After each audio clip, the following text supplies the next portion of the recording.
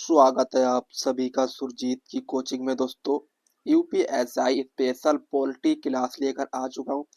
1773 का regulating act. इस act के द्वारा बंगाल के गवर्नर को बंगाल का गवर्नर जनरल बनाया गया तथा लॉर्ड वॉरेन हेस्टिंग बंगाल के प्रथम गवर्नर जनरल बने। दोस्तों 26 जुलाई 1774 को कलकत्ता में उच्च न्यायालय की स्थापना हुई। इसमें एक न्यायाधीश और 3 अन्य न्यायाधीश का प्रावधान था। सर एजला इम्परे प्रथम न्यायाधीश थे। कोलकाता में उच्चतम न्यायालय को बंदी प्रत्यक्षीकरण उत्प्रेषण परमादेश त्रुटि विषयक रिट जारी करने की शक्ति प्राप्त थी। लॉर्ड कैनिंग 1857 की क्रांति के समय भारत के गवर्नर जनरल थे। लॉर्ड कैनिंग ही भारत के पहले वायसराय थे। गवर्नर जनरल के नाम को बदलकर वायसराय कर दिया गया। 1784 का Pitt's India act. Regulating act की कमियों को दूर करने के लिए यह अधिनियम लाया गया था तथा इस अधिनियम का नाम तात्कालिक ब्रिटिश प्रधानमंत्री पीट्स द यंगर के नाम पर रखा गया। 1833 का चार्टर एक्ट अधिनियम।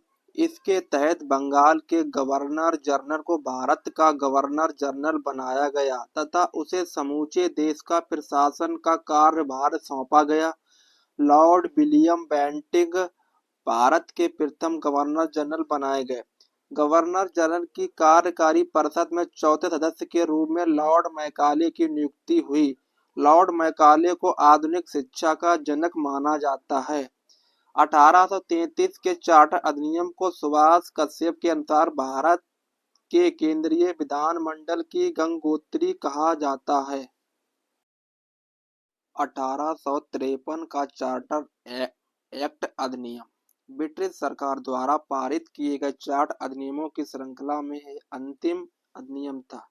गवर्नर जनरल की परिषद में विधायी एवं प्रशासनिक कार्यों की अलग व्यवस्था की गई। सिविल सेवकों की भर्ती एवं चयन हेतु खुली प्रतियोगिता परीक्षा व्यवस्था का शुभारंभ किया।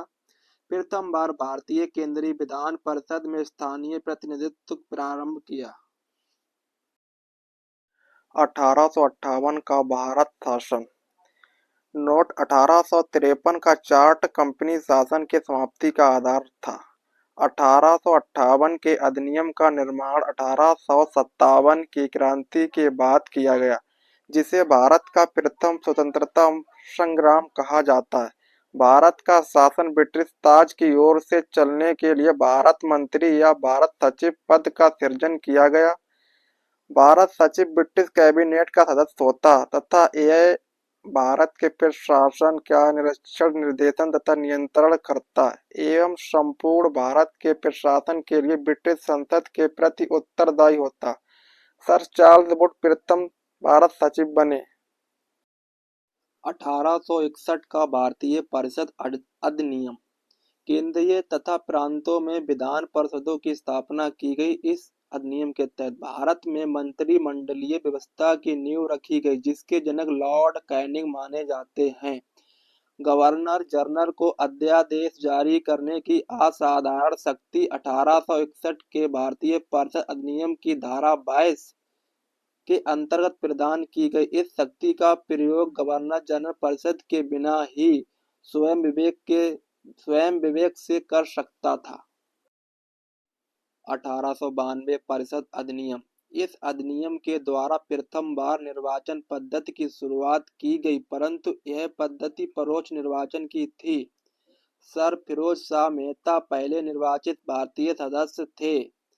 भारत में वार्षिक वित्तीय विवरण तैयार करने और विधायिका के सामने प्रस्तुत करने की पद्धति वर्ष 1860 में जेम्स यंसन द्वारा प्रारंभ की गई। पहला बजट 18 फरवरी 1860 को पेश किया गया था।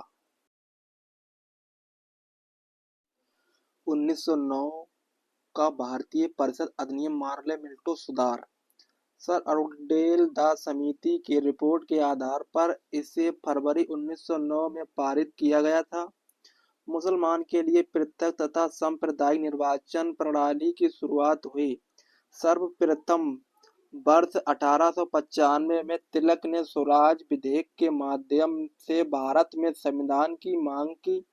लॉर्ड मिंटो को सांप्रदायिक निर्वाचन के जनक के रूप में माना जाता है। भारत परिषद तथा गवर्नर जनरल की कार्यकारी परिषद में प्रथम बार भारतीयों की नियुक्ति का प्रावधान किया गया।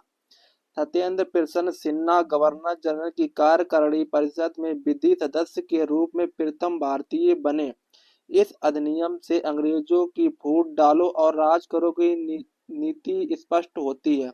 आर.सी. मजूमदार ने इस अधिनियम को चंद्रमा की चांदनी की संज्ञा दी। 1919 का भारत शासन अधिनियम मॉन्टेग्यू चेम्सफोर्ड सुधार।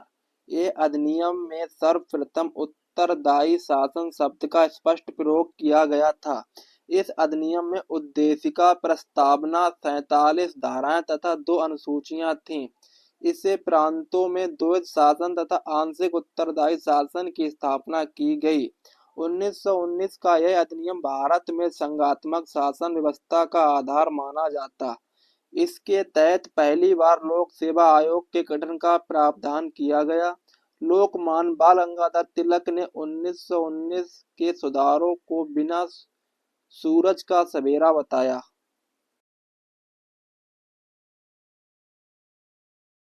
1935 का भारत शासन अधिनियम ये सबसे महत्वपूर्ण अधिनियम है। यह अधिनियम भारत में पूर्ण उत्तरदायी सरकार के गठन में एक मील का पत्थर साबित हुआ। इस अधिनियम में 14 भाग, 321 धाराएं तथा 10 अनुसूची थीं। 1935 के अधिनियम द्वारा प्रांतों का दोहरा शासन समाप्त कर दिया गया और इसे केंद्र में लागू कर दिया। इस अधिनियम में निर्देशों के उपकरण का भी उल्लेख था, जिन्हें वर्तमान में राज्य के नीति निर्देशक तत्व कहा जाता है। भारतीय संविधान को 1935 के अधिनियम की प्रतिलिपि कहा जाता है, क्योंकि लगभग 60% प्रावधान इसी अधिनियम से लिए गए। 1935 के अधिनियम की समवर्ती सूची संघ और इकाइयों के मध्य विषयों के बंटवारे से संबंधित है। संघीय विधायी सूची में 59 विषय, नंबर 2 प्रांतीय विधायी सूची में 54 विषय, समवर्ती विधायी सूची में 36 विषय।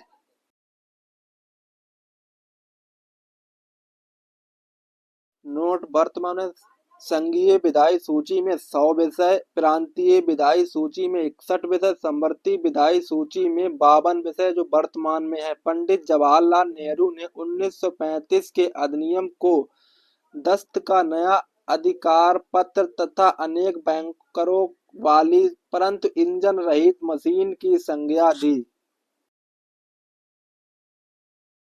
1947 भारतीय स्वतंत्रता अधिनियम। 3 जून 1947 की माउंटबेटन योजना के आधार पर भारत के विभाजन की योजना प्रस्तुत की गई। इसने भारत में ब्रिटिश राज समाप्त कर 15 अगस्त 1947 को विशेष स्वतंत्रता संप्रभु राष्ट्र घोषित कर दिया। वायसराय के पद को समाप्त कर दिया। भारत सचिव के पद की समाप्ति कर दी तथा अंतिम भारत सचिव लॉर्ड लिस्टवेल थे। देशी रियासतों को अपनी इच्छा अनुसार भारत अथवा पाकिस्तान में मिलने अथवा अपना पृथक अस्तित्व बनाए रखने की स्वतंत्रता प्रदान की। इस अधिनियम द्वारा यह व्यवस्था की गई कि जब तक दोनों अधिराज्यों का संविधान बनकर तैयार नहीं हो जाता, तब तक दोनों अधिराज्य के शासन का संचालन 1935 अधिनियम के अनुसार संचालित होगा।